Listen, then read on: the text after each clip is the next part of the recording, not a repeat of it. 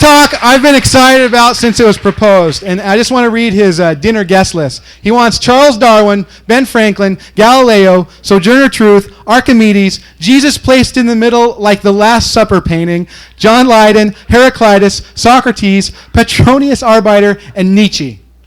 He homebrews beer, plays electric bass in a band, and he's haphazardly working on a memoir of growing up a Mormon kid. Grant Sperry is going to tell us about old school Salt Lake City punks.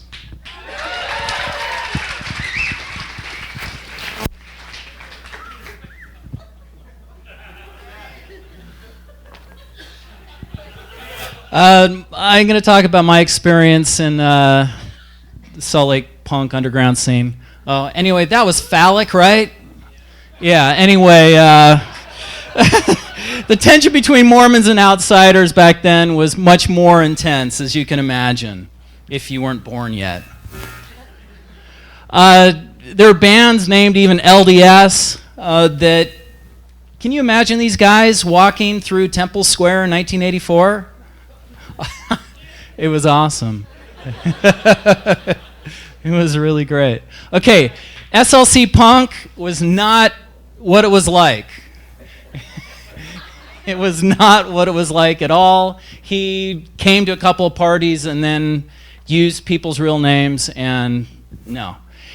This is more of what people were like at the time. There were the hardcore punks, but there were also just people looking however they wanted to. Punk had already been around for quite a few years, and people just had a freedom to act how they wanted to. There are bands like the Massacre Guys with the Schumann Brothers, and they were just doing their own thing and having a really good time, and people were coming together and having a good time. Okay, this was another life, and like many others, came from a different background, and once I got immersed in something far more interesting than my Mormon mission, I didn't turn back. So what do you do? Have I lost? I'm just temporarily. Anyway, I took adventures with my friend Mike Cayley, and I went to Fisher Towers. This was a portal to the underworld. And yes, I am enhanced in this photo, but I came back from the crossroads changed. I could levitate fish. And with these new abilities, I decided to have some fun. A friend and I had, Mike Cayley and I had fun already messing with people, and we thought, let's run for student government at the U of U. Why not? Not to win. We just ran because why not? And we had a really good time, and people scratched their heads, and lo and behold, we won.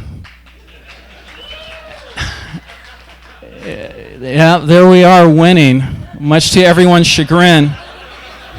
We said a vote, all the non-votes were votes for us. We didn't realize there'd be enough votes that would put us in there. Anyway, what do? We brought a lot of bands like the Flaming Lips, Tupelo Chainsex, got in the New York Times a couple of times, and I grew a heinous beard. Look at that thing. That was way before it was popular.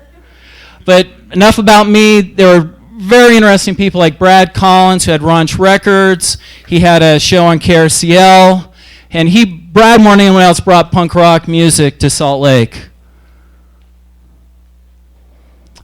Sean Flymaster on the right. One night he was upset over a girlfriend, got drunk, had a kitchen knife, was ready to kill himself, and saw a vision of me saying, "Sean, don't die for sex, live for love."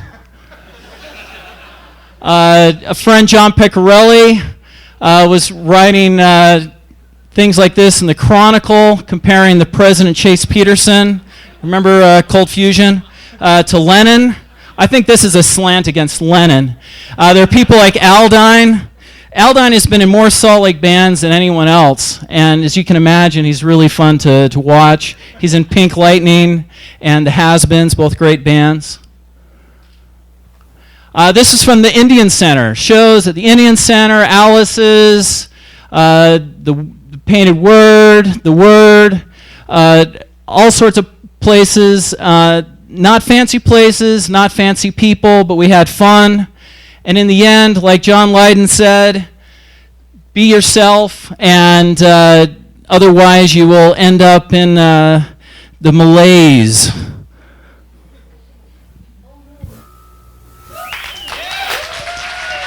Thank you, Grant.